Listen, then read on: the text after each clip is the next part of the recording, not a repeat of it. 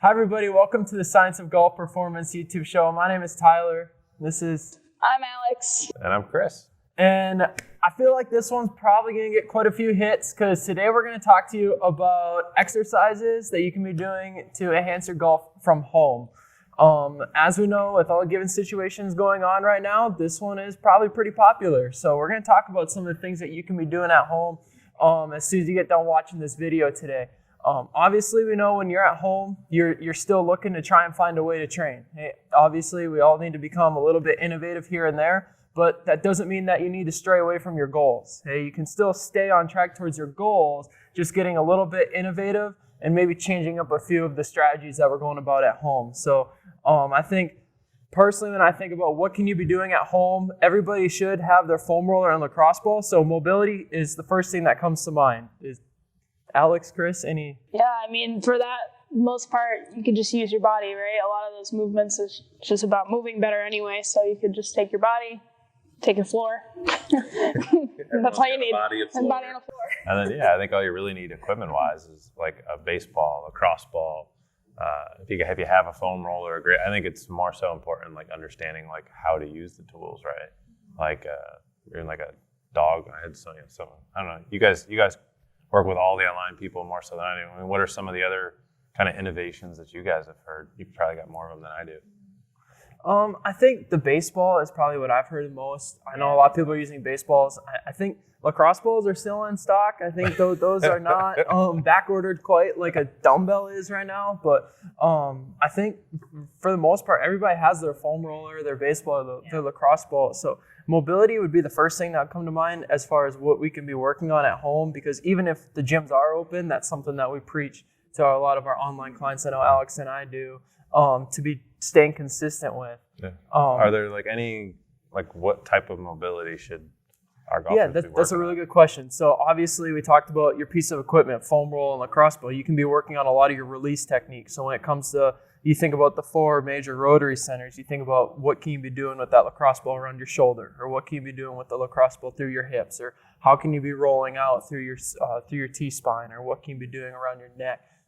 Yeah, and I think it's, if you don't have a mobility routine already, get one, because you can do that, anything with the lacrosse ball and the foam roller at home, hitting, like what Tyler said, the rotary centers. If you have one already, then it should be good to go in your home. You should be pretty much set. Yeah. And I bet Caleb can cut in like videos like too. So like if we said like the big 3 are probably what, shoulders, T-spine, and hips, right? So like, I don't know, what would be like I always think of like for hips, like the number one spot, or number one for rotation at least, would be like TFL. Mm-hmm. So like rolling the TFL, getting on the ground with the ball, up in the hip, and just, kind of pin and stripping it, trying to move it around. I think that's the number one thing I see, at least, people roll incorrectly, is maybe we shouldn't call it rolling, because they get on the ball or the roller and they just roll. Right. Instead of, find the sore spot, stay on it, and actually, strip it. I don't know, what would be like your number one for shoulders and, I guess thinking about shoulders, my go-to for shoulders would be sub-scap release. So once again, Caleb could probably clip in a demonstrational video on this one, but a lot of times we talk about your internal rotation throughout your scap or throughout your shoulder. And that's something that's really easy, as simply as just lying on top of your ball as it's elevated and finding that release. And it's not too difficult of a position to find. However, that is your release technique. From there, you could probably work on the movement side of things with the shoulder cars. All you need is an empty wall in your house, and you can complete repetitions of shoulder cars. How about on the thoracic side of things? Yeah, on the thoracic side of things, get on the floor, do some kneeling rotations, so you're on all fours, working to separate your hips from your T-spine by opening up, getting the separation between them. Lie on your back, do some open books, pin your knees together. Again, separate the T-spine from the hips. Getting on the floor will work your hips in general, because it'll put it into either external or internal rotation. Mm-hmm. So, things like pigeon stretch or like the 90-90 position. Just get on the floor and kind of play with those positions. Look on our website for some mobility techniques, or reach out to us. We can give you a good routine. Definitely check out the YouTube page that Mr. Pringle's been updating. So. A lot of exercises exercises lately. A lot of beam exercises on the YouTube channel. So, but yeah, definitely a lot of those around there for sure. So I think that kind of covers, we talk about mobility, but another question that I've been getting a lot of, I'm sure Alex, you're getting the same thing, is how do I maintain or how do I keep my strength gains if I don't have a barbell or if I don't have so much amount of weight? And that's something where a lot of times what I talk to my athletes about on my virtual team is, well, we can manipulate the variation of the movement that you're doing. Understandable, you go from having access to a barbell, doing a 200-pound barbell back squat to now you don't have anything.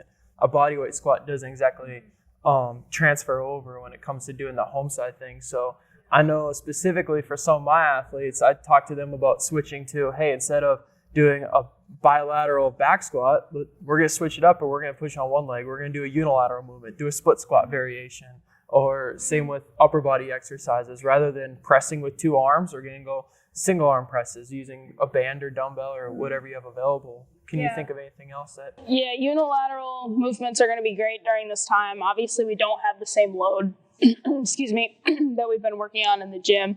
But I think it's important too to note that, you know, of say this lasts about a month or even two, you're not going to lose completely all strength that you've built up. Say you've been working on this for years. You didn't gain strength in a year, and you're not going to lose it. I should say you didn't gain strength in a month. You're not going to lose strength in a month, right? But as long as we can stay conditioned and in good shape and work on our imbalances, our single leg movements, our single arm movements, we can maintain a lot of that and maintain conditioning. Yeah, for sure. Yeah, and that's one of the things is now's not a bad time to come back and touch that aerobic capacity. So if you first start your training, you start with that aerobic base. That's when you're doing the higher volume, the increased amount of repetitions of your exercises, where when you were in the gym talking about loading up a barbell, you probably were working more of a strength base. Now is not a bad time to come back to that, where you increase the volume and you're doing more of that aerobic work while you're home. So that way when you do get back to having that access to that equipment, you've kind of built your foundation of a base to train off of and keep progressing your training. Yeah, definitely. What about, you go on social media now, right? And you see all these different at-home like exercises and burpees and squats and like nonstop, do as many as you can. And like how many of the, like, I think it's easy for a lot of golfers to like get confused with like just moving for movement's sake and getting a heart rate up versus like what's actually gonna help them. Like, I don't know, tips on that? Yeah, I think it's important to still note that even though there's no gym available to you and you may have been working these, you know, explosive movements, these power movements, you can still do that and you shouldn't stray completely from that. I don't think we want to completely go to the other side where we're doing like 30 minutes, as many rounds as we can of burpees and like you said and all that, and just kind of crush everything. Puking over the floor in the backyard. It's not really a time for that. You can still, you know, do things like squat jumps, like explosive things with your bands, like band punches, band rotation punches. If you have like a small box in your house, maybe some box jumps if you're healthy enough to do that. But still having the focus on those short explosive movements is still going to benefit you in this time in your long-term goal of being a better golfer and a better performer, right? I think it's funny to see like if like the gym's closed and so did like training sense in some cases, right? Yeah, Like, your training just completely goes the other way and you're looking at it a different side. yeah. I think that brings up a really good point, is to stay mindful and consider what's functional. Like Chris talked, like how functional is a burpee to golf? Not really. How functional is doing burpees until you vomit to golf? Like not one bit Mental whatsoever. toughness. At that point there, you still want to be focused on your foundational movements. You still want to be squatting. You still want to be hinging. You still want to be pressing and pulling. And then like Alex talked a little bit, you still want to be working on the explosive side of things. So I know a lot of the clients that I have, they don't have a kettlebell to do kettlebell swings. They don't have a band to do any of the pulls. So a lot of jump mechanics is how we're training power now. It's as simple as having a box to jump on or having something innovative to simulate a box to jump on. And like a step to your front porch or Yeah. Bands, of course, everybody has a band. I'm finding. You can do a lot of things with that. You can do actually a version of a squat or a hinge with a band if it's loose enough for you to kind of wrap around your neck and then stand on it so it's creating tension at the top. So you can do a squat where it's kind of looser at the bottom and then it's tighter when you're standing. So you can use a band in many different ways. Other ones with bands. Yeah, so that kind of, I mean, this is a question that I have been kind of waiting to ask you, but what's the most innovative thing that you've seen one of your online individuals use in place of like a dumbbell or in place of like a kettlebell? Have you had anything yet? I mean, besides My the wife, medicine ball. my wife has used my 6-month-old son Oh, wow. to work on her squat form. Yeah. I was gonna Yeah. say, Yeah.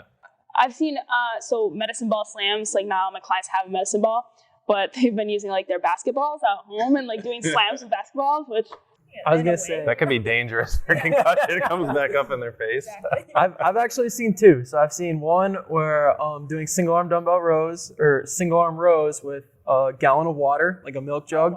They fill it up with water. Or I also saw somebody doing bodyweight squats holding their dog, cradling their dog in their arms. I actually think tomorrow's like National Workout with Your Pet Day or something like that. Is it really? So it's pretty fitting. Yeah. That's Yeah, funny. So, but yeah, so when it comes to training at home, like there's definitely, you can't stray away from the mobility, and that's always going to be there. And then as far as the strength goes, there's innovative ways to get there. So there's also a difference, like Chris already kind of talked about this. There's a difference between what's a filler and what's useful. And that's going back to your foundational movements, making sure you're still squatting, you're hinging, and you're not replacing that with a 4-mile run. Right. Or I think you may have lost your gym. Don't lose your mind in terms of like have a purpose still, I guess, with your training is what we're saying. yeah. And yeah. I think we have at Power Success, we have the new Power Success TV where we have the live stream workouts, we have the on-demand workouts. Like we're hoping we kind of frame it like that, where there's like those mobility days, there's strength days, there's speed days, and we're obviously tailoring it so you can do it at home regardless of what equipment you have. And obviously we have our, there's custom coaching too. So I think that's the other option a lot of people have is, not maybe necessarily just with us. Obviously, we'd love to if you'd work with us, and we'd love to work with you. But there's lots of other programs where there's lots of really smart people in the space who are looking for ways to help other people out there. And I think as an industry, we've had to shift like overnight to like, okay, how do we help everybody at home, regardless of what they have, whether it's their dog or their kid or whatever it is that they're using.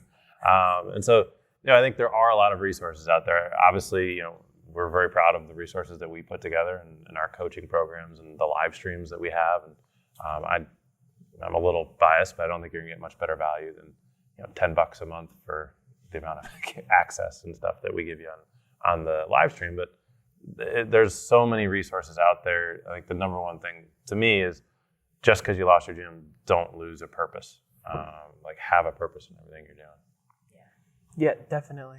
I think just because you're at home and you're limited with equipment doesn't mean that you have to lose track of your gains or stray away from your development. And hopefully we were able to help give you a little bit insight on how to go forward or how to move forward with your home workouts. And if you like this video and you found it helpful or resourceful, please definitely share it with all of your friends and check back with us on the next one.